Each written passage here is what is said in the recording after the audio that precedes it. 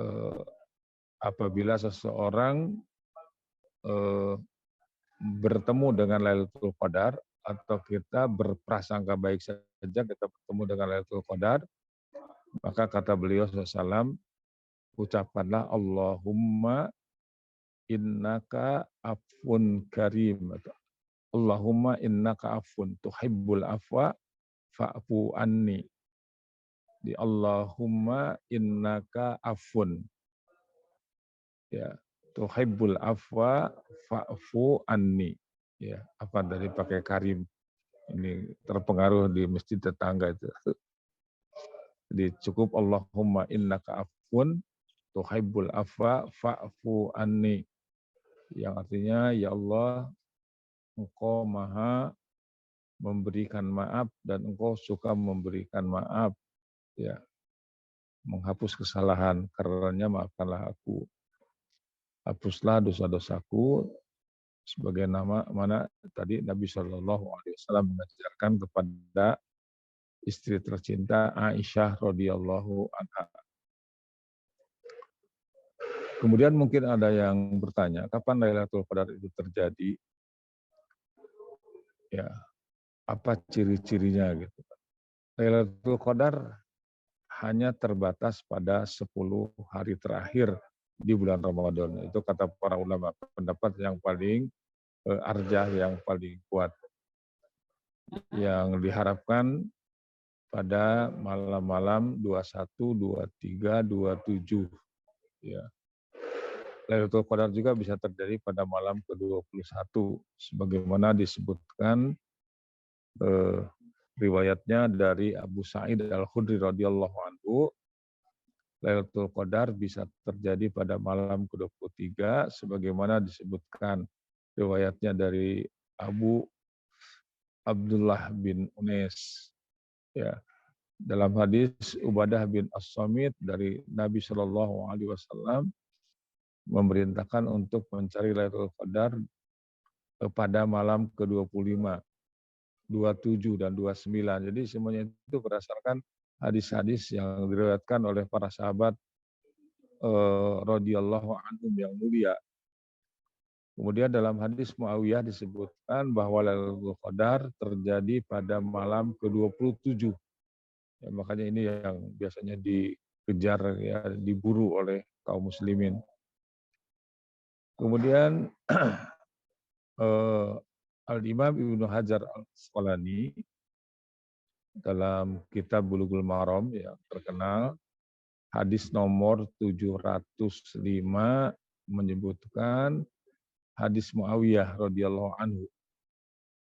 Jadi wa an Muawiyah bin Abi Sufyan radhiyallahu anhuma anin Nabi sallallahu alaihi wasallam qol fi lailatul qadri lailatun sab'in wa ishrin rawahu Abu Dawud warrajihu waqfahu wa qad ikhtalafa fi ta'yiniha ala arba'ina qaulan aw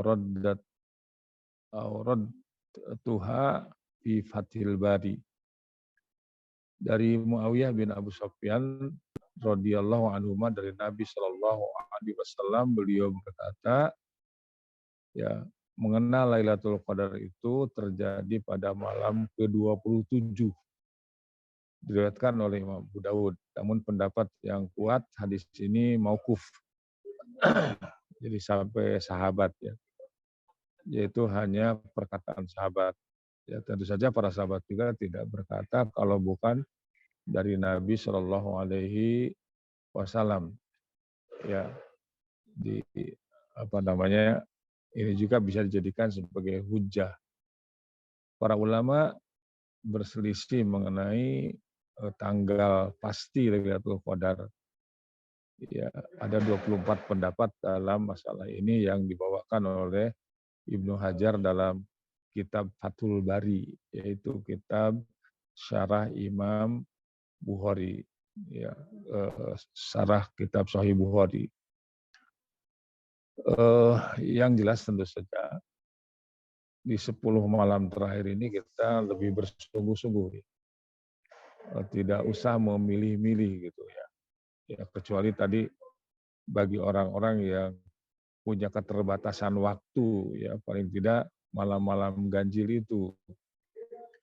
Ya. Kenapa tidak perlu mencari-cari? Ya. Karena itu adalah termasuk perkara yang goib, sehingga tidak kita tidak perlu mencari tandanya apa sih Lailatul Qadar itu gitu kan. Yang pasti yang harus kita lakukan adalah perbanyak ibadah di seluruh malam hari terakhir bulan Ramadan. Maka kita akan mendapatkan keutamaan malam-malam tersebut. Ya. Walaupun tentu saja banyak hadis-hadis atau keterangan-keterangan para ahli ilmu tentang tanda malam Lailatul Qadar. Ya. Tapi itu sebetulnya akan ketahuan setelah malam Lailatul Qadar itu berlalu. Itu tidak bisa ditunggu gitu. Nanti kalau sudah lewat baru ketahuan, oh iya, insya Allah tadi malam itulah malam Lailatul Qadar. Ya, Al-Imam Ibnu Hajar Al-Asqalani rahimahullahu taala juga berkata, wa qad warada lil lailatil qadri alamat aksaruha la yadharu illa ba'da an tamodi. Ada beberapa dalil yang bicarakan tanda-tanda Lailatul Qadar, namun itu semuanya tidaklah nampak kecuali setelah malam tersebut berlalu, setelah lewat gitu. Setelah lewat baru ketahuan, oh ini malam Lailatul Qadar gitu. Di antara yang menjadikan dalil perkataan beliau yaitu Al-Imam Ibnu Hajar Al-Asqalani tersebut yang saya sebutkan tadi, di antaranya dari sahabat Ubay bin Ka'ab. Dia bercerita, hiyal lailatul lati amarona biha Rasulullah sallallahu alaihi wasallam bi qiyamiha.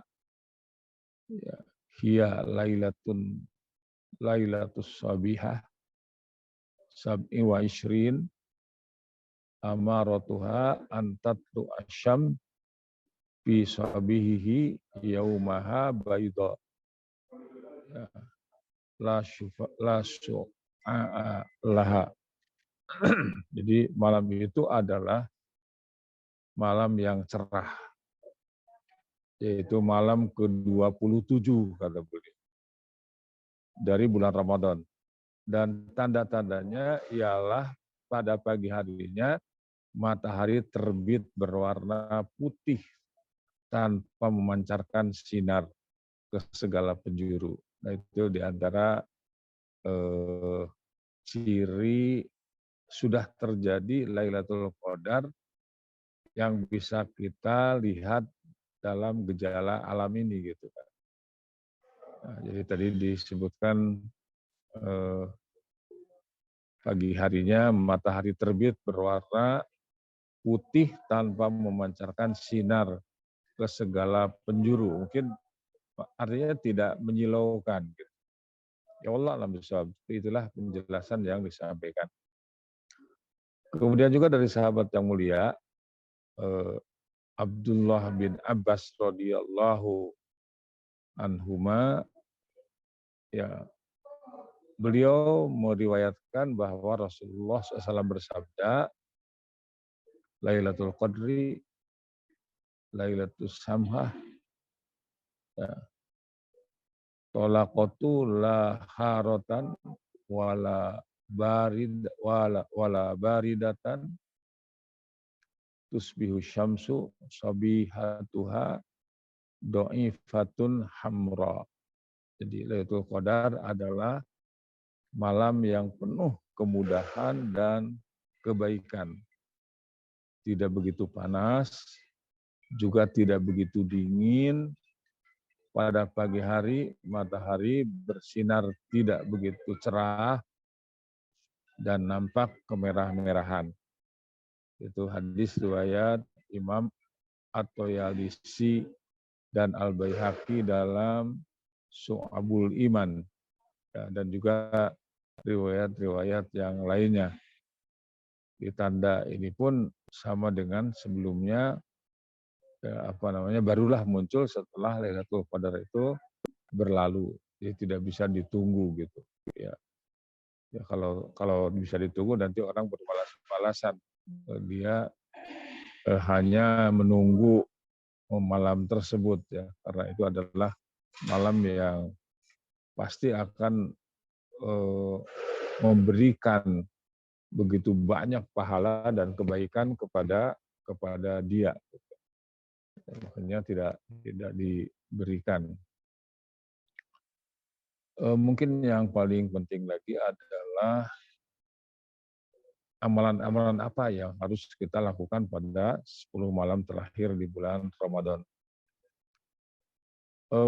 Pertama adalah tentu saja memperbanyak ibadah.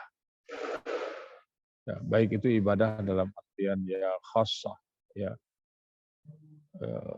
yaitu ibadah dalam artian yang sempit, yaitu atau ibadah praktis gitu ya, yakni toharoh, sholat, zakat. Ya kalau saum sudah pasti insya Allah, kecuali bagi yang punya udzur. Kemudian juga tilawatul Quran, kemudian juga memperbanyak zikir dan doa, gitu kan. Tentu itu yang termasuk juga sodako, ya. Jadi di sini kesimpulannya adalah memperbanyak ibadah. Orang yang memperbanyak ibadah di 10 malam terakhir di bulan Ramadan, ya insya Allah akan mendapatkan malam penuh kemuliaan tersebut. Nabi Shallallahu Alaihi Wasallam pun tidak mencari-cari tanda, namun beliau memperbanyak ibadah di akhir Ramadan tersebut. Dia tidak sibuk mencari tanda-tandanya. Kapan Lailatul Qadar itu terjadi? Ya, itu sebagaimana yang tadi dijelaskan oleh Aisyah radhiyallahu anha, ya, bagaimana Nabi mempersiapkan diri ketika memasuki 10 malam terakhir di bulan Ramadan. Idza dzakhala al-asrul awakhiru min Ramadan, tadi syadda mi'zarahu wa ahya lailahu wa aiqadha ahlahu. Jadi Rasulullah Shallallahu Alaihi Wasallam biasa ketika memasuki 10 Ramadan terakhir, beliau bersungguh-sungguh dalam beribadah, ya, dengan meninggalkan istri-istrinya, menghidupkan malam-malam tersebut dengan ibadah dan membangunkan istri-istrinya untuk beribadah. Jadi istri juga dibawa, diingatkan, diajak gitu. Jangan sampai kita masuk surga sendirian, tapi istri kita, anak-anak kita juga diajak, dilibatkan untuk i'tikaf, untuk memperbanyak zikir dan doa, memperbanyak ibadah, terutama di waktu-waktu yang dimuliakan oleh Allah Subhanahu wa taala, yaitu 10 malam yang terakhir di bulan Ramadan. Kemudian juga tadi disebutkan bahwa kesungguhan beliau di 10 malam terakhir di bulan Ramadan itu melebihi kesungguhan yang sebelumnya. Ya, padahal kan di bulan Ramadan itu malaikat Jibril setiap malam datang, ya, untuk murojaah, ya, untuk tadarus Al-Qur'an. Ya, Masya Allah ya, ya, yang dibimbing manusia yang terbaik, manusia yang paling mulia sepanjang masa, dan malaikat juga yang membimbingnya adalah malaikat yang paling baik, malaikat yang paling mulia, yaitu malaikat Jibril alaihissalam. Ya, tadi disebutkan bahwa Rasulullah SAW itu Ya, yajtahidu fil asril awahiri mala yajtahidu fi ghairihi. Ya, apa namanya? Beliau sangat bersungguh-sungguh pada 10 hari terakhir bulan Ramadan melebihi kesungguhan beliau di waktu yang lainnya gitu kan. Kenapa? Karena ya kalau kita mau jujur di kita ini justru 10 malam yang terakhir itu sibuk ya mempersiapkan makanan, minuman, ya seolah-olah Idul Fitri itu adalah hari kuliner gitu kan atau hari pesta pora gitu kan. Padahal tentu saja hari raya bagi kita adalah juga ladang untuk memperoleh pahala sebanyak-banyaknya. Jadi berbeda ya dengan hari raya orang-orang kafir. Ya, orang-orang kafir itu hari raya itu justru adalah eh, mereka berpesta pora, mereka berbuat kemaksiatan. Ya, tapi kalau kita ya justru hari raya itu juga adalah kesempatan untuk beribadah kepada Allah Subhanahu wa taala. Seorang ulama tabi'in yang terkemuka yaitu Sufyan Ats-Tsauri rahimahullahu taala pernah mengatakan, aku sangat senang jika memasuki 10 hari terakhir bulan Ramadan untuk bertahajud di malam hari dan giat ibadah pada malam-malam tersebut. Beliau pun mengajak keluarga dan anak-anaknya untuk melaksanakan sholat jika mereka mampu. Ya, makanya kan pada 10 malam terakhir di bulan Ramadan itu juga biasanya sholat witirnya itu ditambah dengan doa, yaitu dengan kunut. Ya. Bahkan bukan 10 malam yang terakhir di Masjidil Haram itu sejak tadi malam, itu berarti malam ke-15 sudah kunut gitu kan. Dan sudah 2 tahun terakhir ini Masjidil Haram, Masjid Nabawi itu sholat tarawihnya yang biasanya 23 rakaat, sekarang menjadi 13 rakaat. Dan sudah mulai kunut itu. Artinya apa namanya, ada usaha-usaha untuk melebihkan daripada ibadah-ibadah yang biasa dilakukan sebelumnya. Dan ini tentu saja meneladani Rasulullah Shallallahu Alaihi Wasallam. Dan tadi juga ya, jangan lupa sekali lagi perbanyak membaca doa, yaitu doa Lailatul Qadar, yaitu sebagaimana ini kan Aisyah radhiyallahu anha itu langsung bertanya gitu kan, ya Rasulullah, ara'aita in alimtu ay lailatul qadri ma aqulu fiha. Jadi kata beliau, wahai Rasulullah, apa pendapatmu jika aku mengetahui suatu malam adalah Lailatul Qadar? Apa kata beliau? Kuli, ucapkanlah olehmu, Allahumma innaka afun tuhibbul afwa fa'fu anni. Gitu kan. Jadi tadi, ya Allah, engkau maha memberikan maaf, ya, dan pemaafan dari Allah itu sangat penting karena tidak ada di antara kita yang tidak pernah berbuat dosa, baik yang disengaja ataupun yang tidak. Ya, makanya yang diminta pada malam itu adalah engkau maha memberikan maaf dan engkau suka memberikan maaf. Ya, suka menghapus kesalahan. Karenanya maafkan aku. Hapuskanlah dosa-dosaku. Itu diantara yang dibaca paling banyak di malam Lailatul Qadar.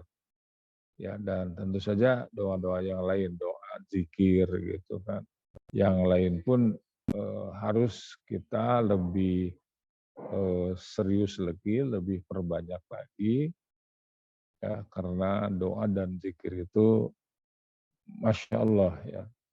Kalau doa kita meyakini ya, kapan saja apalagi 10 malam terakhir di bulan Ramadan, itu kan doa itu disebutkan oleh Nabi Shallallahu Alaihi Wasallam, doa silahul mukmin. Doa itu senjatanya orang-orang yang beriman ya, dan juga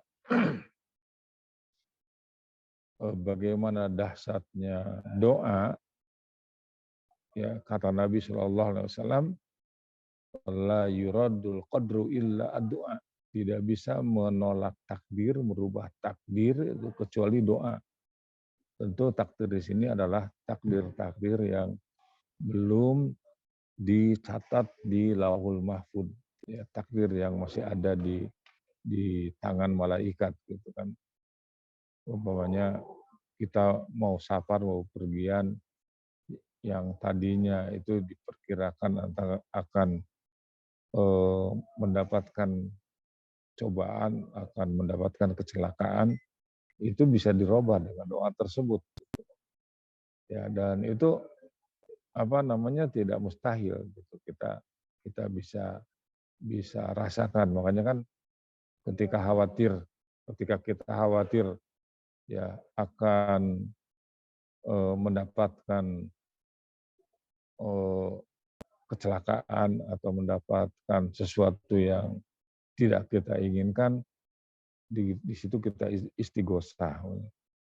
Jadi istighosah itu ya kan, doa itu ada permohonan itu ada dua. Ada isti'anah yaitu permohonan kebaikan, ada istighosah. Istighosah itu memohon kepada Allah Subhanahu wa taala agar sesuatu yang ditakuti itu tidak terjadi gitu kan. Dan itu ada pada zikir pagi dan petang gitu kan. Ya, ya Hayyu ya Qayyum bi rahmatika astaghits. Itu istighosah itu. Ya Allah yang Maha Hidup, ya, ya Allah yang Maha berdiri sendiri, bi rahmatika astaghiitsu, dengan rahmatmu aku beristighosah. Artinya apa yang aku takutkan itu tidak terjadi gitu kan.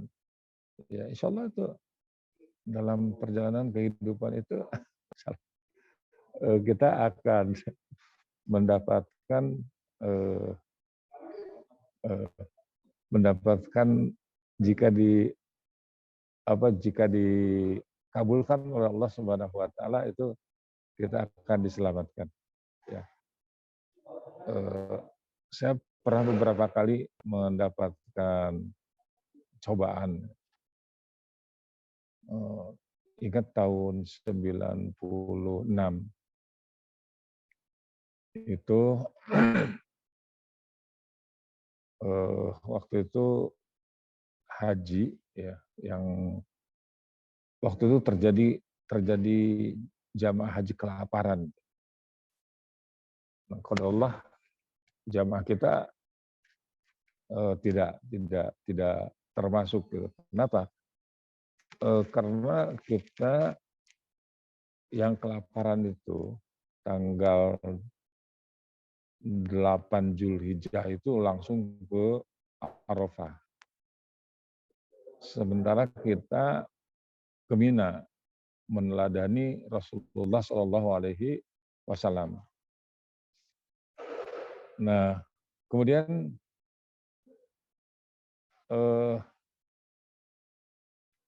qadarullah itu waktu itu saya sakit tuh, sakit di Mina. Sakit di Mina, kemudian demam itu tanggal 8 gitu. Nah, rupanya siang itu menjelang sore itu ada tim dari DPR, dari DPR. Di DPR, rupanya di antara anggota DPR ini ada seorang ustadzah yang kenal dengan saya, nanya gitu, "Ustadz, ini rombongan Ustadz Hayat?" "Iya." "Ustadz Hayatnya kemana?" "Sakit." Sakit, kemudian beliau carikan saya ambulan, kemudian dibawa ke rumah sakit Mina, bisa ingat, sakit Mina. Nah, alhamdulillah tuh sorenya sudah bisa kembali lagi ke kemah. Paginya itu qadarullah, bis yang menjemput itu sampai jam 10 itu belum datang gitu. Itu kan sudah mulai takut gitu. Karena itu adalah puncaknya haji, ya mau wukuf gitu. Dan wukuf itu kan dimulai pada zuhur. Ya, dan pada wukuf itu sebagaimana sabda Nabi SAW, apa namanya, al-hajju arafah. Haji itu puncaknya di Arafah. Nah, kemudian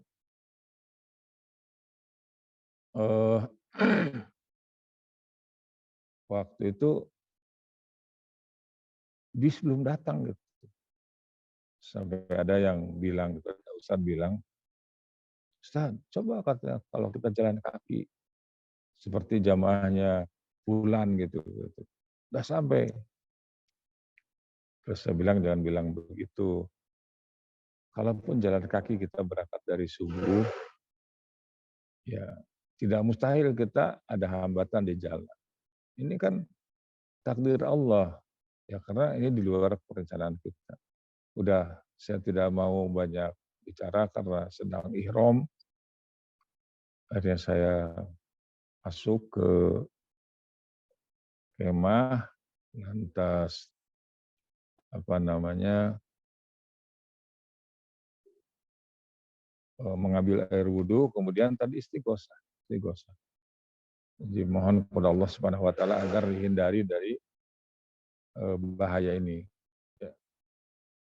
Ya kemudian tiba-tiba itu saya keluar dari tenda itu, datang mobil jeep putih, kemudian penumpangnya seorang syekh dengan gamis putih, kemudian apa ini juga pakai sorban putih. Beliau nanya, kemudian beliau teriak memanggil para petugas maktab untuk mendatangkan bis. Ternyata tiba-tiba datang bis yang lebih daripada kebutuhan kita. Dan banyak hal yang seperti itu yang saya pernah lakukan. Dan insya Allah ya lebih-lebih di 10 malam terakhir di bulan Ramadan. Mungkin itu dulu, Ai. Di situ sudah mau buka ya. Di sini Iya, masih 3 jam. insyaallah, Ustaz. Alhamdulillah, Ustaz. Ya, saya biar Ustaz. yang bertanya. Siap, Ustaz. Tafadhol jika ada yang mau bertanya terkait dengan materi yang sedang akan kita jalani di 10 hari terakhir. Ya. Assalamualaikum Ustaz. Waalaikumsalam warahmatullahi wabarakatuh. Ustaz, ada doa khusus enggak Ustaz yang setelah taraweh dan witir itu Ustaz?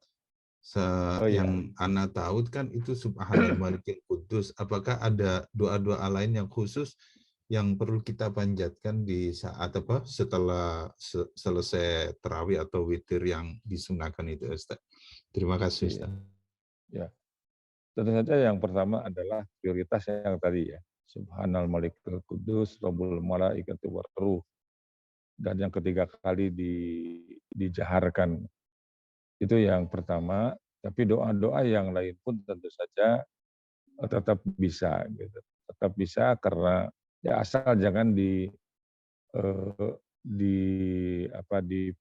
dipatenkan bahwa harus seperti itu gitu kan. Yang jelas yang pasti yang berkaitan langsung dengan doa tadi yang tadi itu Subhanal Malikul Qudus Rabbul Malaikati Waruh. Doa-doa yang lain tentu tidak masalah.